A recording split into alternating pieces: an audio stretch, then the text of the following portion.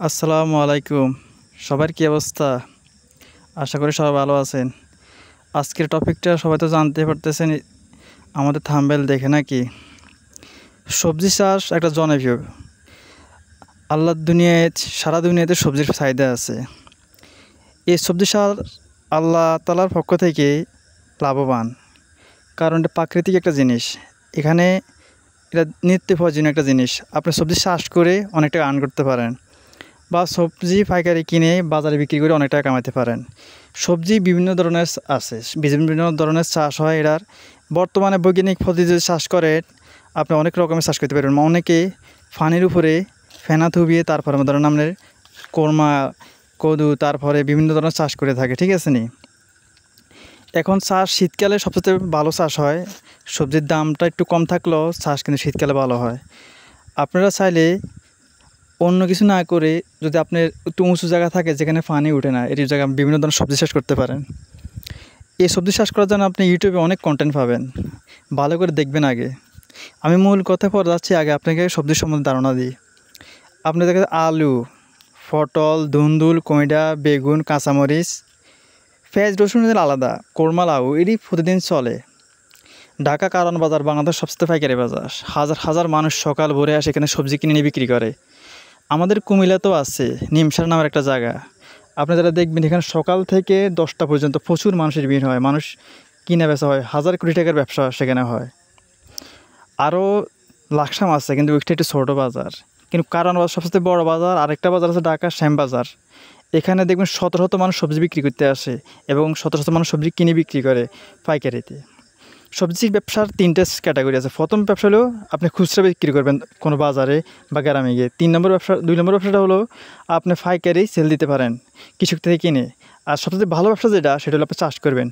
আপনি যদি 50 টাকা খরচ করেন সবজিতে, এখান থেকে 250 টাকা লাভ করা সম্ভব যদি আপনি সঠিকভাবে চাষ করে তাকে বড় করে বাজার সেল দিতে পারেন। আজকাল মানুষ এরকম পরিমাণ চাষ করে যে সে অধিক পণ্য বাজারে উঠায়, তার কারণ তার প্রয়োজন বিক্রি হয় না, কমে বিক্রি করতে হয়। আপনি বাজারের চাহিদা অনুযায়ী উঠাবেন।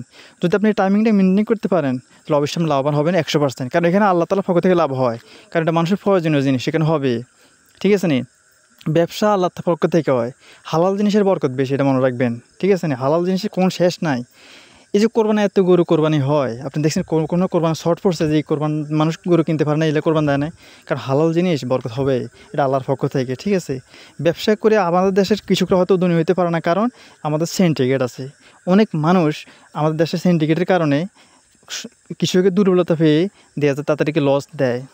কিন্তু যদি কৃষক নিজেও ফসল উৎপাদন করে বাজার সেল দিতে পারতো খুচরাতে, দেখেন তার কত প্রফিট হতো।